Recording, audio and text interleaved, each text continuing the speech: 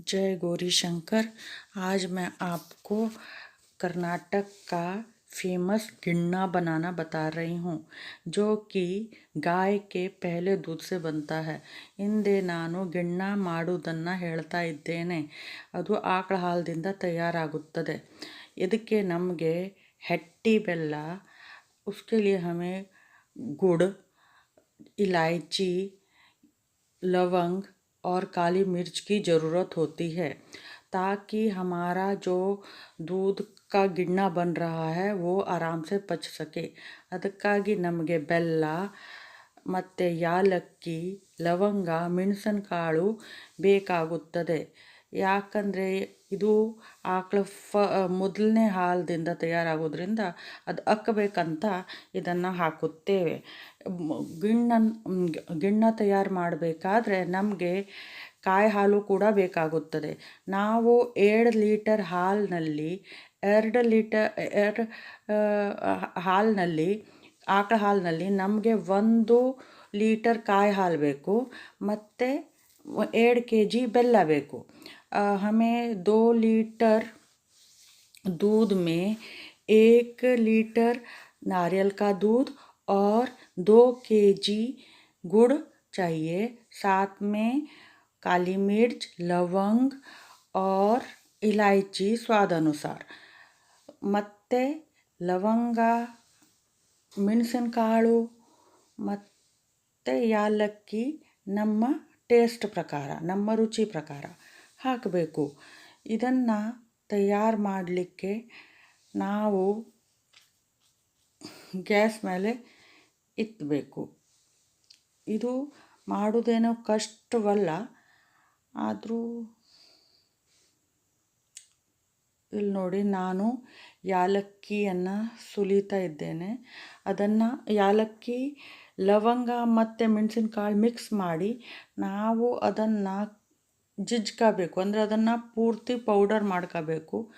ಅದು ಭಾಳ ಪೌಡ್ರ್ ಆದಮೇಲೆ ಅದನ್ನು ಬೆಲ್ಲದ ಜೊತೆಗೆ ಬೆರೆಸ್ಬೇಕು.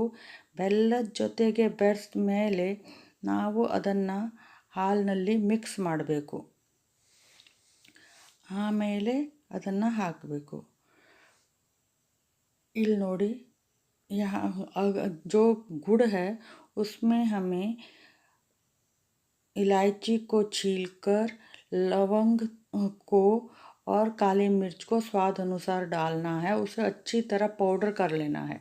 अच्छी तरह पाउडर करने के बाद जो हमने पिसा हुआ गुड़ रखा हुआ है उसमें उसे मिक्स करना है और फिर उसे हमने दूध में डालना है. दूध और नारियल के दूध में मिक्स कर डालना है. नारियल का दूध निकालना बहुत आसान होता है. पहले नारियल को कद्दूकस कर लिया, फिर उसको हमने मिक्सर में पीस लिया. उस मिक्सर के पीस में जालदार कपड़े से उसको छान लिया. उससे उस नारियल का दूध बन जाता है. ಕಾಯಿ ಹಾಲು ತೆಗೆಯೋದು ತುಂಬ ಸರಳ. ಅದಕ್ಕೇನೂ ಇಲ್ಲ, ನಾವು ಕಾಯನ್ನು ಕಿರ್ದು ಅದನ್ನು ಮಿಕ್ಸರ್ನಲ್ಲಿ ಹಾಕಬೇಕು. ಆ ಮಿಕ್ಸರ್ನಿಂದ ನಾವು ಜಾಳಿಯಾದ ಬಟ್ಟೆಯಿಂದ ಅದನ್ನು ಗಾಳಿಸ್ಕೋಬೇಕು. ಅದರಿಂದ ಕಾಯಿ ಹಾಲು ತಯಾರಾಗುತ್ತದೆ. ಕಾಯಿ ಹಾಲನ್ನು ಅದರಲ್ಲಿ ಬೆರೆಸಿ ನಾವು ಇದನ್ನು ತಯಾರು ಮಾಡ್ಬೋದು. ಇಲ್ಲಿ ನಾನು ಯಾಲಕ್ಕಿ, ಲವಂಗ ಮತ್ತು ಮೆಣಸಿನಕಾಳನ್ನು ಪುಡಿ ಮಾಡ್ತಾ ಇದ್ದೇನೆ. ಅದು ಪುಡಿ ಆದಮೇಲೆ ಅದರ ರುಚಿ ಭಾಳ ಬರ್ತದೆ. ಅಷ್ಟೇ ಅಲ್ಲ, ಮತ್ತು ನಮ್ಮ ಜೀರ್ಣನೂ ಗಿಣ್ಣ ಸುಲಭವಾಗಿ ಆಗುತ್ತದೆ. ಅದಕ್ಕಾಗಿ ನಾವು ಅದನ್ನು ಬೀಸ್ತೇವೆ. ಈಗ ನಾನು ಇದನ್ನು ಗ್ಯಾಸ್ನಲ್ಲಿ ಇಡ್ತಾ ಇದ್ದೇನೆ.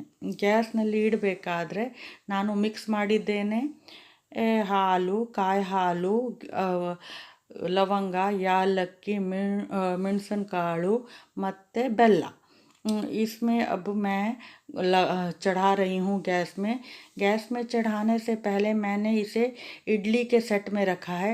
इडली के सेट में मैंने नीचे पानी डाला है. उसके बाद मैंने एक पतीले में मिक्सर डाला, सारा मिक्स किया हुआ डाला है, जिसमें दूध है, नारियल का दूध है, साथ में काली मिर्च है, इलायची है, लवंग है, सबको मिक्स करके मैंने घोल बनाया है। उसे एक पतीले में, और पतीले में एक प्लेट डाला है, प्लेट के ऊपर और एक प्लेट डाला है, उसमें मैंने उसे चढ़ाया है।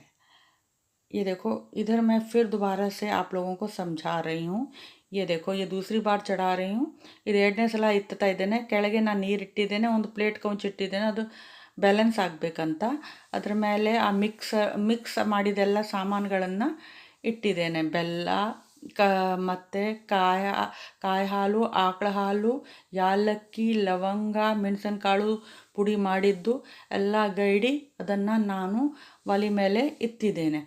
ಈ ಪ್ರಕಾರ ನಮ್ಮ ಗಿಣ್ಣ ತಯಾರಾಗ್ತದೆ. ಇಂಗ್ಲೀಷ್ನಲ್ಲಿ ಗಿಣ್ಣಗೆ पुडिंग ಅಂತಾರೆ, ಆದರೆ ನಾವು ನಮ್ಮ कन्नड़ भाषाने प्रचार ಮಾಡುವ। इंग्लिश में इसको पुडिंग कहते हैं, पर पुडिंग कहने की ज़रूरत नहीं है। हम अपनी भारतीय भाषा में ही इसे कहेंगे, या तो हिंदी में या कन्नड़ में।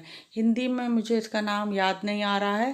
इसको हम कन्नड़ में गिन्ना कहते हैं, और इसका नाम गिन्ना ही ಫೇಮಸ್ ಹೋ, ये ಪ್ರಚಾರ में आए, ये मैं चाहती हूँ। ಇದಕ್ಕೆ ಕನ್ನಡದಲ್ಲಿ ಗಿಣ್ಣ ಅಂತಾರೆ. ಗಿಣ್ಣನೇ ಇದರ ಹೆಸರು ಇರಲಿ, ಇಂಗ್ಲೀಷ್ ಹೆಸರು ನಮಗೆ ಬೇಡ ಅಂತ ನಾ ಗಿಣ್ಣನೇ ಪ್ರಚಾರ ಮಾಡಬೇಕಂತ ಬಯಸ್ತೇನೆ. ಈಗ ಇದಕ್ಕೆ ನಾವು 20 ನಿಮಿಷ ಗ್ಯಾಸ್ ಮೇಲೆ ಇಟ್ಟು ಕಾಯಬೇಕು. 20 ನಿಮಿಷ ನಂತರ ಅದು ಪೂರ್ತಿ ತಯಾರು ಆಗುತ್ತದೆ. अब हमें 20 मिनट इंतज़ार करना पड़ेगा। 20 मिनट इंतज़ार करने के बाद ये पूरी तरह से तैयार हो